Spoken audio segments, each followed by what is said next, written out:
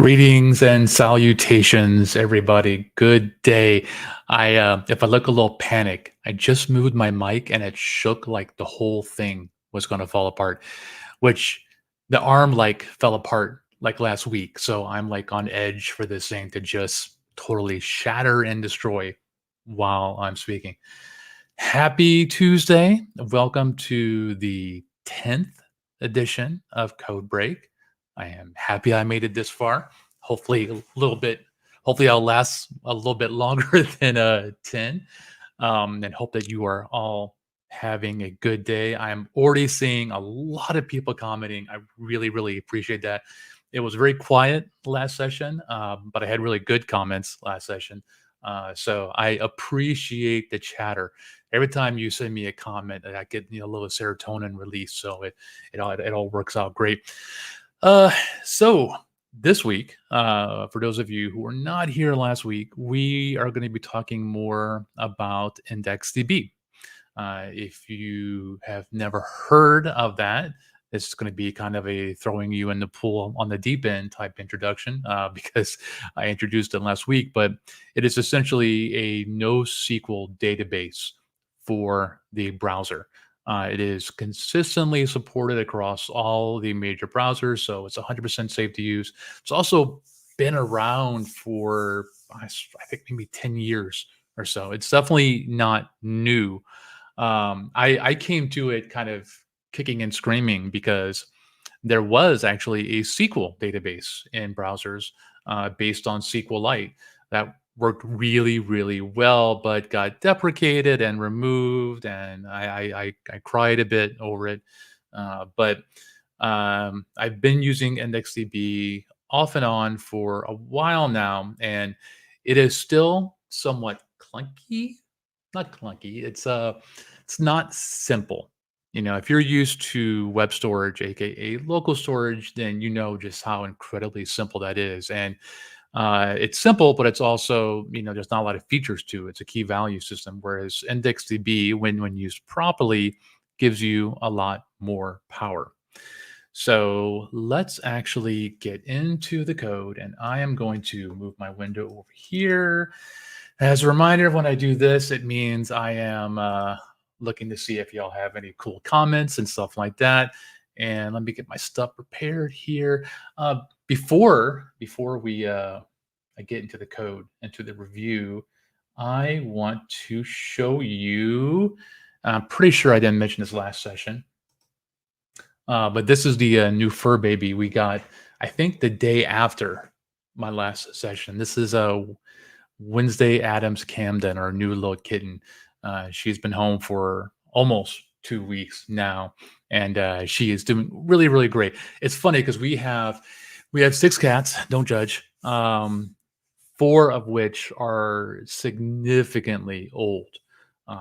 So it's funny because we have these 4 old cats who are kind of slow and they're set in their ways, and we have a cat that's about, I think, 8 or 9 months old, and we have this one which is about 6 weeks old. And seeing the personalities of the young ones around the old ones is funny as hell. So yes, but let me show you the application we were building and talk about the code as a recap, and then we'll get right into the new stuff.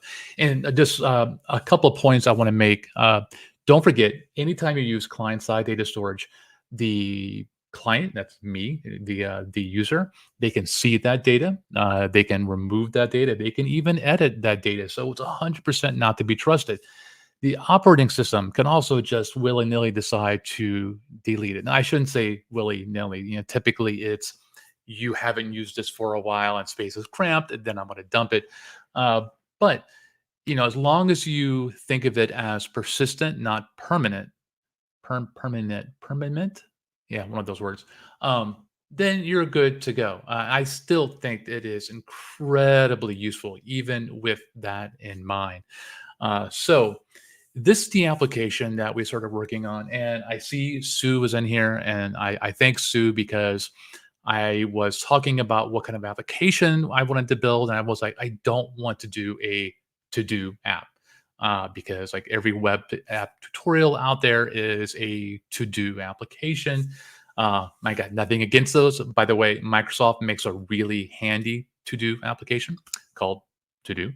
And Sue said, "Hey, you should do recipes." And the reason I love that idea is because recipes can get incredibly complex. And if I was building, something real for production use and using like a real database, I would probably, and my buddy Scott is here and he's a MySQL evangelist. Scott, don't get upset. I'd probably think about a NoSQL type solution because I would feel like recipes would fit in there better. Um, and Scott, if you could prove me wrong with MySQL, I would love to hear about that. Um, so recipes can be complex, but we decided, at least for this initial release, to keep them a little bit simple. So our recipes have three things. They have a title, they have ingredients, and they have directions. Both ingredients and directions would absolutely be better as an array of data. And in fact, ingredients would be better as an array of objects. So you have flour and then the quantity, you have salt and the quantity. By the way, one of the weirdest things we discover when you start really cooking, I didn't really start really cooking until a couple of years ago during COVID, like a lot of people. You don't realize how important salt is. Like I literally just thought it was what you added to French fries, and that's it.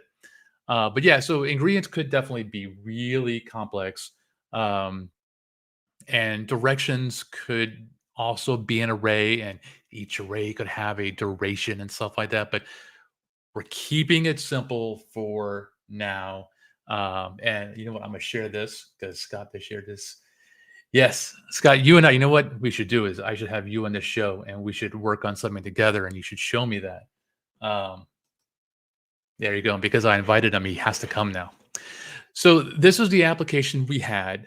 Currently, it only supports showing you recipes and letting you add one.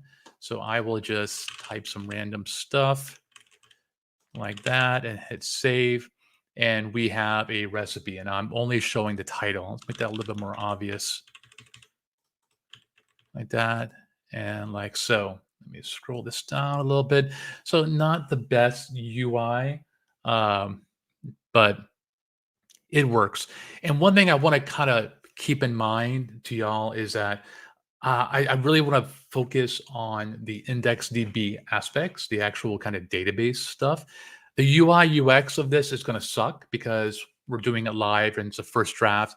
But and again, this is probably obvious, but that's not a you can't blame IndexedDB for that, if that makes sense.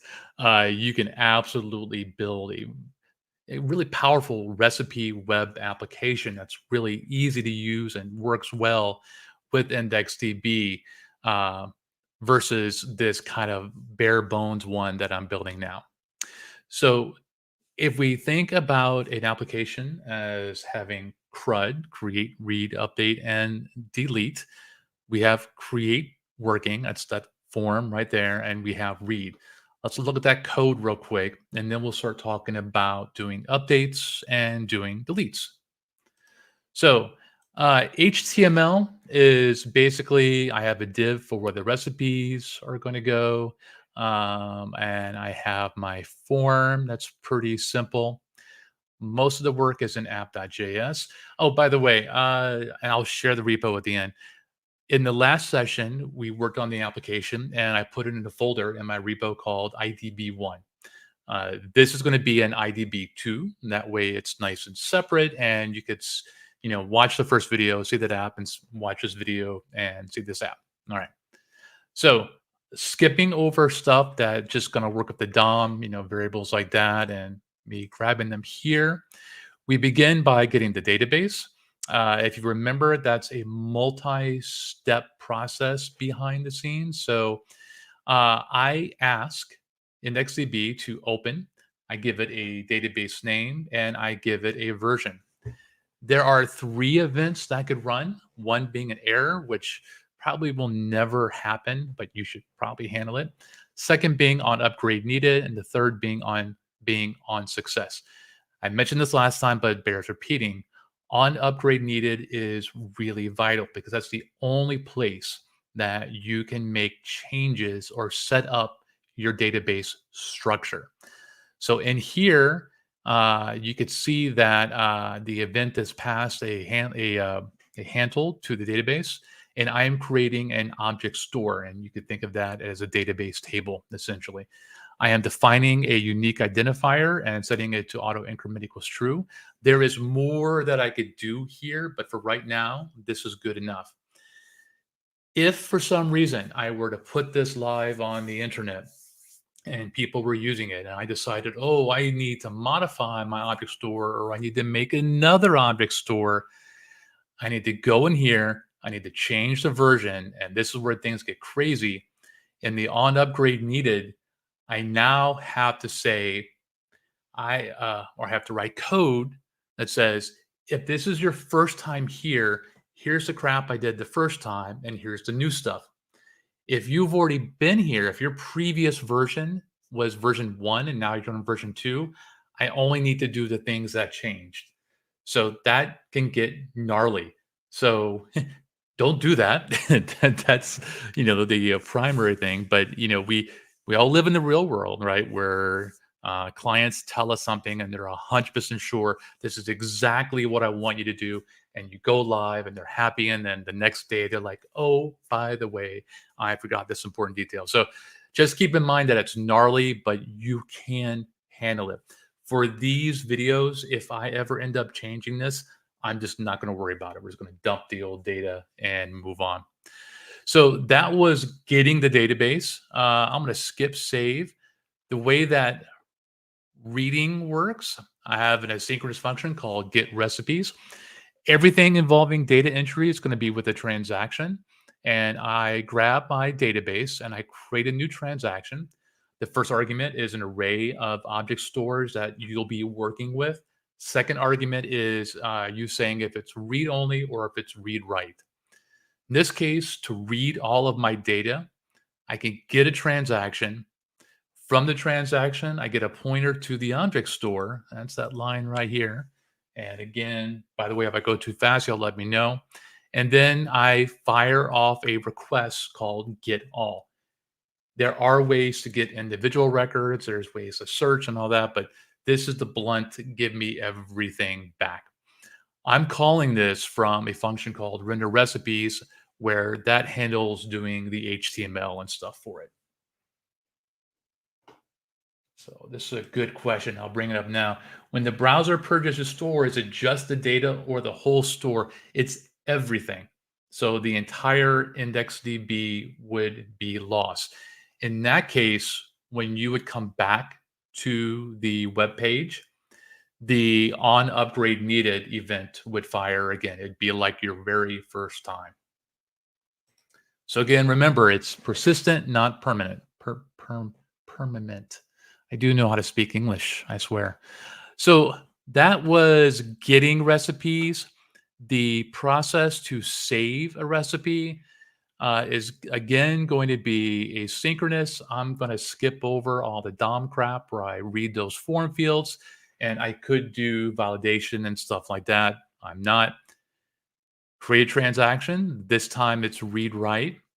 And what I'm going to do is basically shape my data. Here's what I did here. In this case, it's purely the form data. I can just take it as is and create an object out of it. And literally all I need to do is do put. There's an add method, but I'm going to talk later about why I'm doing just put. Transaction, again, we'll do a on complete, and I do my kind of UI cleanup there. So I reset the form. I run my code to re-render the recipes, and I resolve the transaction. So a lot of kind of boilerplate code, but really the database parts are not that bad at all. I mean, this is nearly almost 50% UI stuff versus the database stuff. So what I want to do is do my delete method first. And the reason I want to do that is because that's going to be a little bit simpler.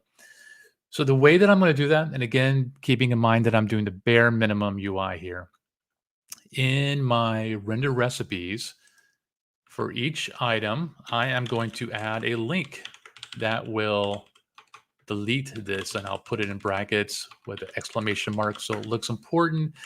And we will do an event on this of some sort. I'm gonna leave the event, I'm gonna leave the link blank, save it, and just make sure I haven't screwed that up.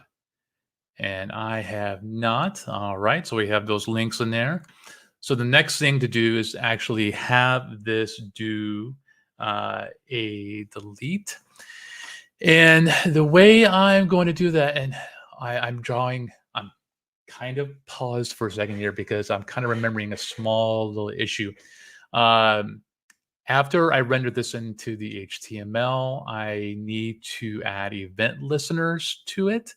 And I want to ensure that I don't have orphan event listeners and things like that. So I may, you know what, I may just switch to a button, which may not be the best choice. And you know what, I'm going to add a on click to this. Please don't do this in production. And we are going to pass in the ID. Oops. That is going to be a literal value like so. All right. I'm really confident that this is going to work. Totally confident. So we're going to do async function delete, and let's make a delete recipe because delete is actually a keyword in JavaScript. Actually, you can see VS Code is, not sure if y'all can see that. Delete is reserved word that cannot be used here.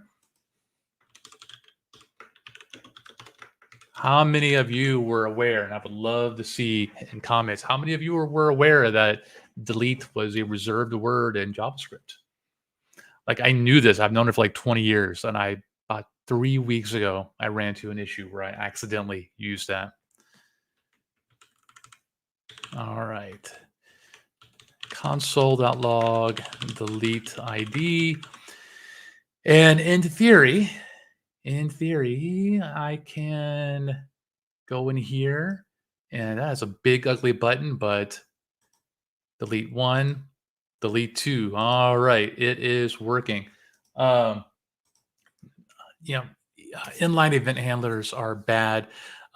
If I felt more comfortable with how much time I had left, I would add an event listener based on a query selector and make sure that I didn't have any leave hanging around when I was done. I'm going to do that later off screen where I could ponder that a little bit in terms of the best way of doing it. So this is going to actually fire the event. In terms of actually deleting, I'm going to copy and paste some code that we've already used. Where is my save? There we go. I'm definitely modifying the database, so it's going to be a read write. I'm going to drop that in there like that. And have that. So I don't think I need prevent don't default, but I definitely need my transaction. So I'm going to get my object store. And in case you're wondering, yes, I have some code for this already. So I am looking over just to make sure I don't screw up. Recipes, and it is literally that. So very simple, but again, we're going to add our event listeners to the transaction to make sure it fired okay. We are just going to reject if it went wrong. And this should never happen. Feasible, the operating system did something weird and locked the data behind the scenes, but this should not happen. But I'm going to have the code there just in case. And our onComplete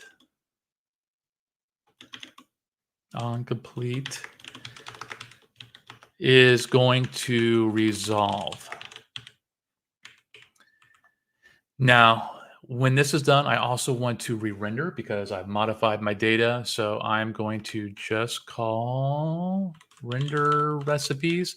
So this is pretty much like the save. Where is my save? Uh, yeah, same thing pretty much, except that's doing some UI cleanup.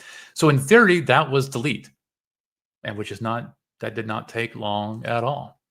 So let's get rid of my ugly one. Cross your fingers. And that word, I had no doubt at all. I knew. I really sure that was going to work. But let's go ahead and make a few more just to make sure. Title C, C, C, save. And we'll delete B. Bam, good. And obviously, if I completely reload this, this just persisted. So that data is just there. That error in console was just a fave icon, fave icon. That's that thing not showing up. So we have create, we have read, although technically we're doing read all, and we have delete. Now we need to do the edit. And this is going to be like 90% UI UX and like 10% actual database work, because one of the cool things is that I can find my save recipe. This line here, where we do the put of the new thing that we were creating, the new recipe, put is smart enough where if I pass in the primary key, it doesn't update. It's basically, I think they call that a upsert, where if it's new, it inserts. If it's existing, it updates. And it's really handy, and I pretty much just use it. So I'm going to copy the lovely "Don't repeat this at home" button for delete and put one in front for edit. And we'll just do edit. That's not quite as exciting. And async function, edit recipe.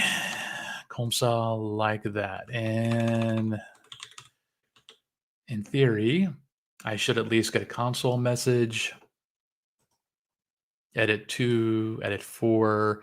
Yes. And what you're seeing is I have an auto number primary key. So those older IDs that I had, ID number 1, for example, that's gone forever. You do not have to use auto numbers. You can use different primary keys. You can use something that you can generate your own UUIDs, for example. There's a good NPM package for that, but I am fine with auto number keys. So first thing I am going to want to do is I'm going to write a new function that is going to get one particular value. And I am going to just really quick look at my code for that. You know what? I am not going to look. I'm going to just write this raw. Why not? So first thing I'm going to say, let contact equals not contact, let recipe equal get recipe based on ID.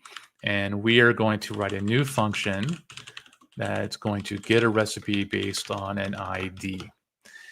This is going to be also a read call. So I'm just going to copy my get recipes. And I should absolutely alpha sort this just to make it a little bit easier to read, especially in my outline. Yeah, make that a little bigger. Yeah, love the outline feature of VS Code. So instead of doing a get all, I am doing a get, and I am pretty sure of that, but I'm not sure. And what I do when I'm not sure, I go to MDN, and I luckily already have the documentation up here. So I am going to look at the object store. That's again the database table, and look at the methods. And I am pretty sure it's just get, and it is. And I'm pretty sure I just passed the ID. And I'm resolving I'm resolving it. That should be it, except that I didn't make this a wait. And yeah, that's totally going to work. So let's make sure that should work. Yeah. That's totally going to work. I have no doubt at all. All right, so title, let me clear my console. Title C, and bam, it worked. And so one thing I want to point out here, do note that the ID value, when I did my save, I didn't do that. IndexedDB took care of that for it, just like any other database system out there with an auto number primary key. But the value is coming back. So at this point, we are going to leave IndexedDB and go into the UI UX land. And the way that I'm going to do this, and I am not the best designer, but I am going to use the existing form and I'm just going to save the ID in a hidden field. And this button, save recipe, I'm just going to add a little bit of logic to recognize when I am saving versus when I am updating. And that logic will be in the UI UX side, not the database side. Hopefully that makes sense. Hopefully. So I'm going to update those fields. So I had some variables. Sorry, I keep going back away from the mic. Title field, ingredients field, directions field. So let's start with that. So title field dot value equals recipe dot title. Ingredients field dot value equals recipe dot ingredients. And then finally, directions field dot value equals recipe dot directions. And the one thing we don't yet have is the hidden value for the ID. So we will just drop inside the form here, input type equals hidden ID. We'll call this recipe ID, not just ID. And then we will add code. So we have a good pointer to that. I mentioned this last time. I just because of my jQuery years, I like using a $ in front of my DOM pointers because it flags in my brain what it is. So we will have a recipe ID. And you know what? Let's be consistent. I was making these pointers have field or BTN. So we will use field equals recipe ID. So now in edit, I can say recipe ID field dot value equals recipe dot ID. And I am going to cheat a little bit actually and make this not hidden, make a text. That way we can, see if it's actually working.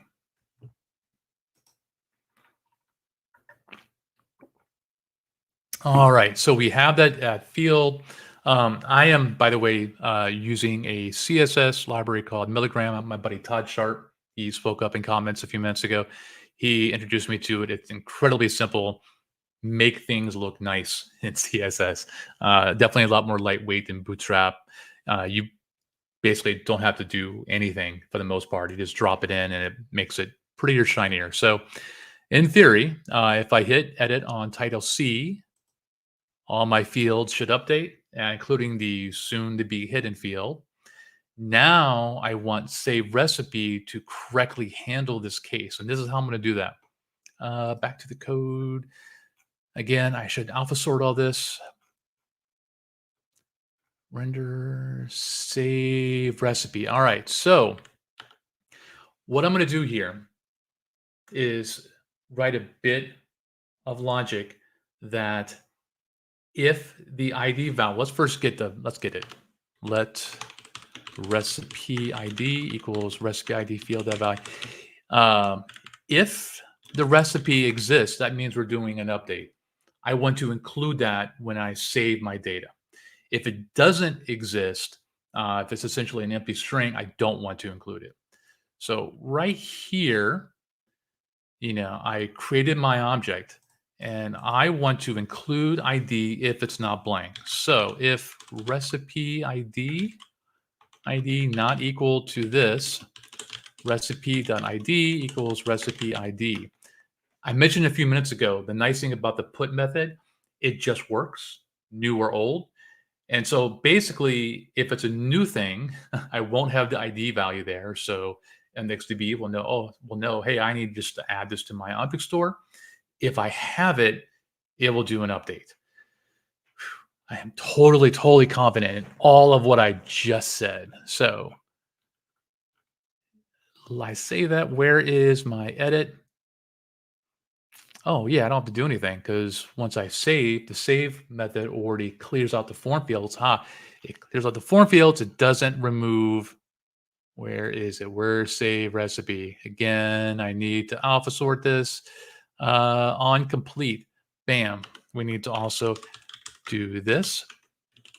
Now, if I'm doing a new value, new recipe, it's already blank. So that line is useless, but that's okay. Nothing wrong with that. All right. So in theory, everything's going to work now. Uh, Brian got mentioned all straight HTML, no framework inside. Yeah. Love frameworks, but you don't, I don't need them most of the time. And why add that? As I'm gonna get my soapbox now. So you can all blame Brian when I rant and rave for about 5 or 10 minutes or so. Being in developer relations, I spend a lot of time thinking about how people teach things. So anytime I'm learning something new, I've got like two brains. This is why I can't get things done. I got two brains going on at once. So I have the brain that's like, okay, let me actually try to learn this cool new concept. And then there's the brain of, okay, this is how they're teaching. I wonder, like, why did they make the choice to teach this particular way? Why are they sharing this information? I'm always looking at documentation in a DevRel frame of mind, um, because it's very obvious when people spend time thinking about what they're teaching. So that's a long-winded way of saying, like, my purpose here today was to teach you IndexedDB, not to teach you Alpine.js, not to teach you Vue.js, etc. Um, this application is exactly the kind of thing I would use Alpine for because it would kind of handle the DOM stuff a little bit easier.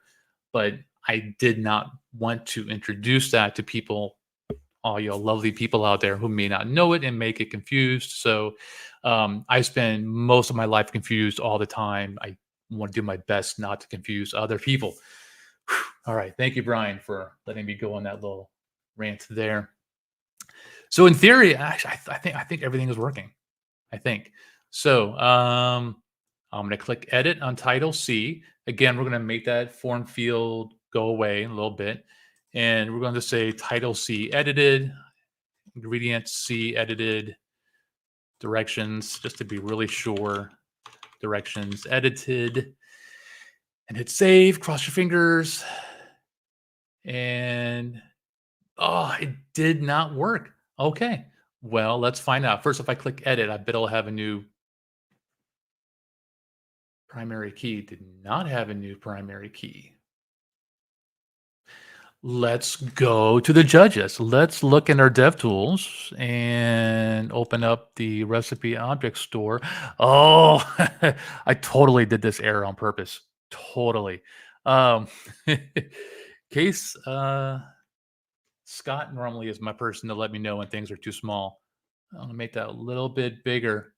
But if you can't see, uh, I set the primary key to 4, but forgot it was a form field, so it was a string, and it stored it. It's unique, but it allowed a string. So we are going to delete that record. It never happened, and that was a test for all of y'all. Y'all failed. I'm really sad. And actually do parse int here. Remember to do base 10, otherwise JavaScript guesses. So in theory, that should save everything, fix everything, go back to console, give us a bit more space, just reload again, edit again, title C edited, ingredients edited, directions edited, and hit save, and booyah, sweet. And just to be sure, let's make a new one. New recipe, probably cookies, moo, and save. And yes, so it properly handled both a new one and an existing one. And again, this is horrible UI UX. But we have a IndexedDB driven application now. We have a persistence system. You could imagine this could be a system by which I am crafting recipes and it will sync with a server when I push a button, or um, I could use IndexedDB only when I'm offline, and actually, when I get back online, start syncing that data up such that I have a copy on the server. There's all kind of things that we could do here. So, big breath of water. Um, One kind of important feature that we're missing here is the ability to actually search, to actually find recipes. And that could get pretty complex, but we're going to try to do it in the next 25 minutes. If not, heck, we'll have a part three. And to do this, we're actually going to use the index part of IndexedDB and create an index based on what we want to search. Now, let me go back up to my Git database. That requires a change to the database. And in theory, if this was on production again, I'd write code to handle versioning from version null to version 2, from version 1 to version 2. Um, I am just going to cheat and delete the entire database. I'll do that in application. We're going to say bye bye, my recipes. Wait here. Just delete the whole thing. Data may be stale. Let's refresh. Pretty sure I can drop the whole table. I could have sworn. That's all right. We'll just change the version. And we will. I really want to delete this whole thing. I'm saying that. And oh, you know what? I will just bam, I'll clear all my site data, including IndexedDB. By the way, that's that SQL database, web SQL. It may actually still run in Chrome. I'm pretty sure Firefox dropped it completely, and Safari as well. All right, that database is gone. There we go. All right. So we'll keep this as one. I am going to create a index, and my thinking is that to keep things simple, we're going to search on title. You can imagine if you have 30, 40 titles. I want to be able to type some things in, and then filter based on what I have typed. So to do that, we need to create an index. So I am actually going to get a pointer to the store I created, and we are going to create index. And it's been a while, and I don't remember the exact syntax, but that's all right because we can look at the documentation. All right, so this is going to create an index on the table, and I'm going to give it an index name, and I'm going to call it recipe titles. And by the way, y'all let me know if I alt tab too quick. The key path should be name of the index. Oh, what it is indexing it on. And so that's going to be title. So, and then options, it is not going to be unique. Yeah, recipe, I can, I actually, in my recipe database, my Saffron app, I think I have a couple things with the same name and they're like variants. So I'm not going to make that unique. Multi-entry is where you handle indexes on arrays. And I mentioned that a true recipe would have an array of ingredients, and you could create an index based on that data. And multi-entry is how you would do that. We're not doing that, so we don't have to worry about it. And in theory, that is literally it. I'm going to get rid of that visible one, save it, save this. And I believe my web page reloaded and it's going to cause a problem. Let's see. Let me do one thing. So I'm using local CLI that reloads the web page automatically for me. I saved my HTML. I then saved my JavaScript. It reloaded twice, and I think it created the database without the index. I think. I'm not sure, but that's all right 'cause I can just nuke it and then reload. And then in theory, I honestly don't remember if it renders. Ah, it does. Look at that. Yeah. So DevTools does show me my index based on recipes. All right. So in theory now, I don't have to do anything to start having the index populated. So I can say cookies, and we want bread. And what else do I make? I make pies. In case you're wondering why I can't lose weight, this is exactly why. Beer, bread, why not? And etc. And in theory now, my index is getting populated. Yeah, you could see it's picking up the titles. It's pointing back to the objects. So we got that part done. Now what I want to do is add a search field so we can start testing this index. And I'll talk about how you get stuff based on index. That gets a little wonky. So I have my div of recipes, and above that, I'm going to drop an input field for search and placeholder type to filter by title. And boom, saw like that. And did it work? Yep. All right. And because I added something new in here, I'm going to give this an ID. We'll call it title filter. That's essentially, it's going to be a search, but really it's going to be like a filter. And I'm going to do that same routine I did of creating a variable for it, title filter field, and picking it up. Oops. And JavaScript,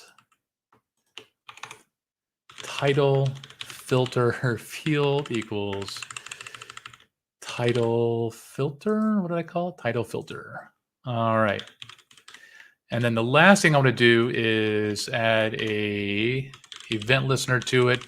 I believe I want to use input. And you know what? We will filter recipes. We will test that out with the time tested always works method of doing console.log. So async, don't think it needs to be async function, filter recipes. Don't need the event object for it because I can just say let filter equals title field. No, title filter field dot value. And we will say filter on filter. So I believe input is every key press up and down, but I tend to forget. That's why I do this. Great. And the only thing not working is that I'm not actually getting that value correct. Let me just see. Oh, I even said that out loud. Title filter field, that value. That's where I set it and I type something different. I must be crazy. R-A-Y. R-A-Y. Okay, so now comes the fun part.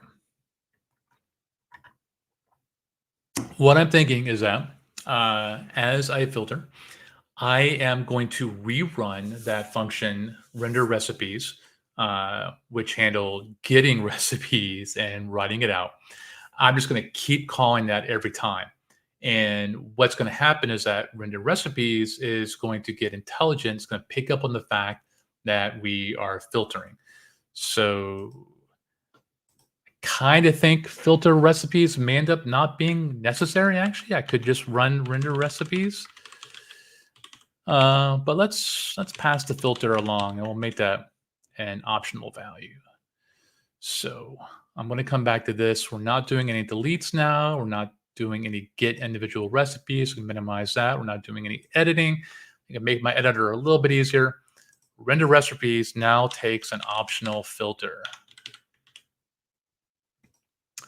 So let us do this. Console.log will filter with filter. And in theory, this will be blank on default and not blank. There you go. That's blank right there. And COO will filter. Okay, cool. So now we need to chain that to, we need to essentially pass this value. I have three things that are calling each other. That feels overly complex. I'm not going to do the premature optimization, but we're going to once again pass on filter to get recipes. And we are going to make this be intelligent enough to handle getting a subset. Now, even without having a index, this line here, 163, or I should say 165, where I get the result, that has an array of values. And I could just use client-side code there to say, if there's no title match, remove it from the array. I could do that, but that'd be kind of missing the whole point of getting items based on or using the actual feature of the database. So I am going to bring out this line here and basically say if filter equals blank string, just do what you were doing, get everything. Else, we're going to do something else.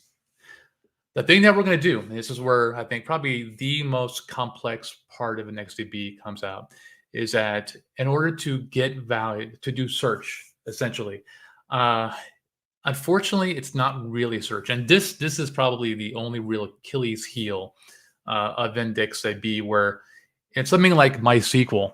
It'd be select star from recipes where title equals initial value and star, and it would just fuzzy match that automatically. You can't do that in IndexedDB. You can't. The only thing that you could do is create a range. And a range could be three kinds of things. It could be some beginning and everything above. It could be some end and everything below. Or it could be the things from a beginning to an end. And to make things even more fun, all three of those options have a Boolean value of, do you actually include it? So for example, if my recipes had a duration of how many minutes, and I only wanted recipes that took more than an hour, so more than 60 minutes, I can say greater than 60 or greater than or equal to 60. And I could get complex. So greater than 60, less than or equal 120. So it's got to be more than an hour, but less than or equal to 2 hours. I have my options there, but this is all going to be based on a range. And what happens is that we create that range, we pass it back to the object store, and it will automatically filter. It'll get the values that match. So that technically doesn't really feel like search per se, but that is the best that we have in IndexedDB. You can create multi-key indexes, but if you get incredibly complex, I want recipes that are more than an hour, that are tagged with dessert, and that include sugar, but the sugar is less than a cup. Something like that, you're probably going to be doing a combination of working with indexes because you'll get that native performance, and then doing additional filtering in JavaScript where it'll be more grunt work. So just kind of keep that in mind. So that was a lot of talking. I apologize. We got 10 minutes left. Let's see if we can get this filter working. I am going to, again, go back to not the cat. go back to the range. And it has been a while. So let's see if I can remember. I believe it is open cursor. Yeah, okay. So it's going to be two steps. The first thing will be creating the key range. And here, the docs, I love this is exactly what I just said for the most part.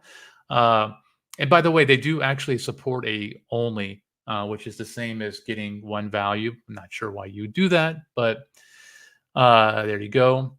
So we are going to do a bounded region uh, that includes everything. And because we're doing a string search, this is going to get a little fun. So let me show you what I mean. So let me write this out in comments. If I typed if filter equals COO, I'm searching for cookies. What I have to search for would be COO A to COO Z, and actually maybe even include the uppercase.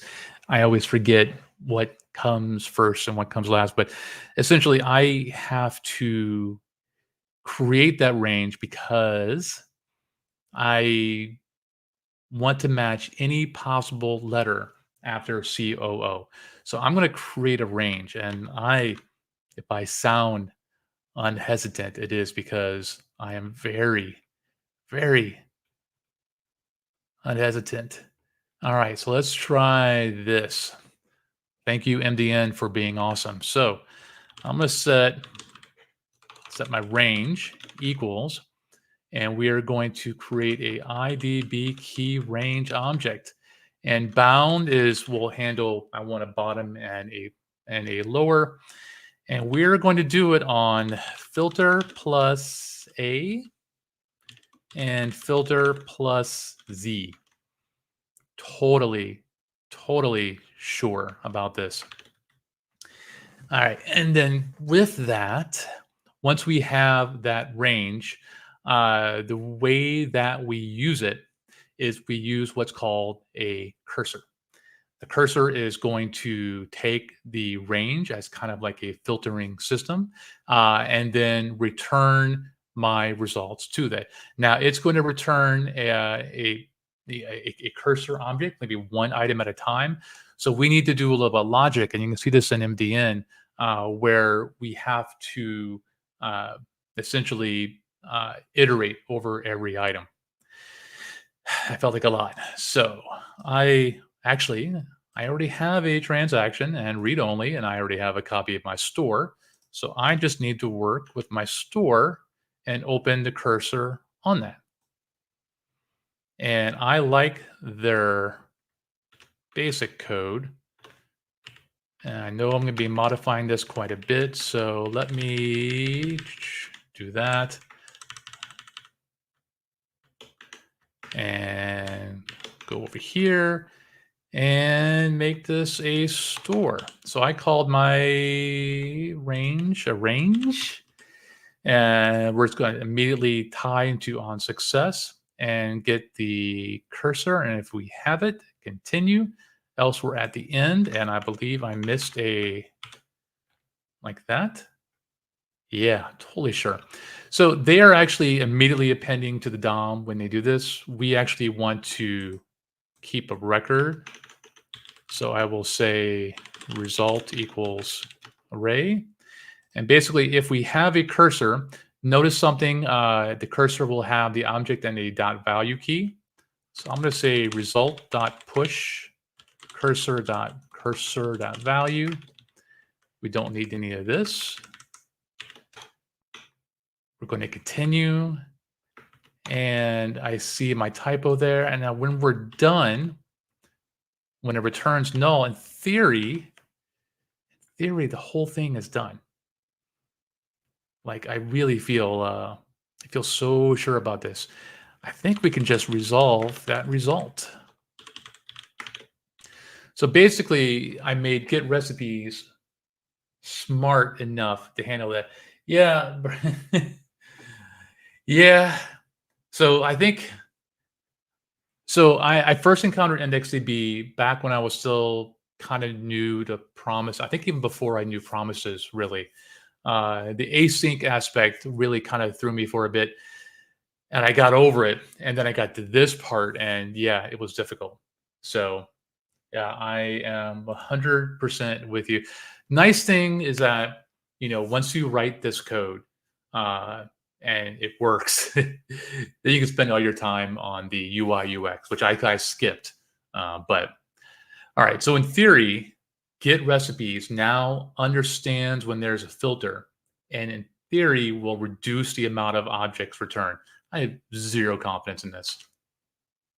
Oops. Let me actually hit Control S on the right window. And we go back and request is not defined. Line 185. Oh, haha, because I always forget that let is block scoped. So we will just do let request, column saw like that, and put that in there. Because this, I should probably move that in there as well. Yeah, you know what? Let's do that. That feels a little bit better. I'm prematurely optimizing here. I shouldn't be doing that. But yay, no errors. So Git recipe still works. That was my default, no range. Here goes nothing. Okay, it didn't error. Will filter on C. So let's debug here in the next couple of minutes. Let me just console.log, doing a range. I have no idea how DevTools will handle that dump of that. CO.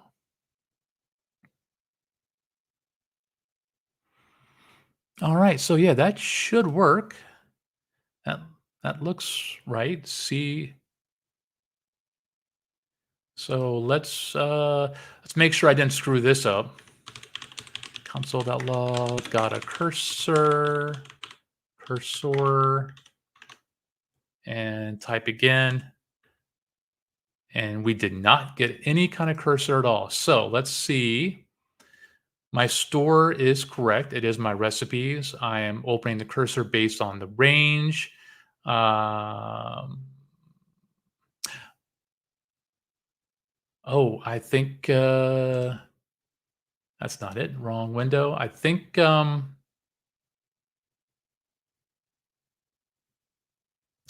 know what? The transaction needs to be on the index, not the store. I think. Yeah, this, you know what? This may end up being a part 3 because we are so darn close. That is the store. So let me just look. I feel like we're so darn close. Request contains interval over some data that is used for keys. Can retrieve from an object store an IDB index using keys. Yes, I know that. I wasn't supposed to open the range on the index, right? Let me see. Aha, I was supposed to get it on the index. So let me do this. So if we're going to do an index, let index equals store.get index. No, that's not right either. So let me go back to my object store. I know that there is a way from the store to get to the index. And I'm just going to keep hitting back until index. Okay. So it's not get index. It's just, yeah, just index. That makes sense. So index, and I called it title. Let's go all the way back to the top. I called it recipe titles. And recipe titles. And I believe the difference here is that I open the cursor on the index. I'm going to try this, and this fails. We'll punt to next week. All right, and holy crap! Holy crap!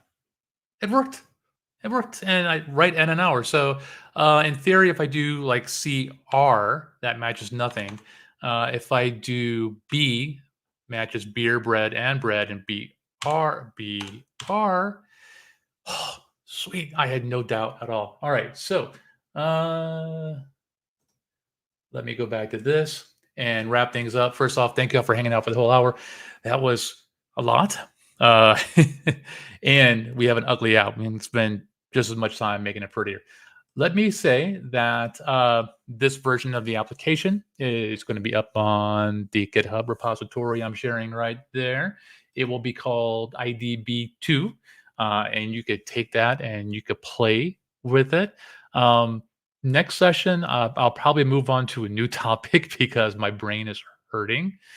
Uh, but that being said, thank you all, especially everybody in the comments. I really, really, really appreciate.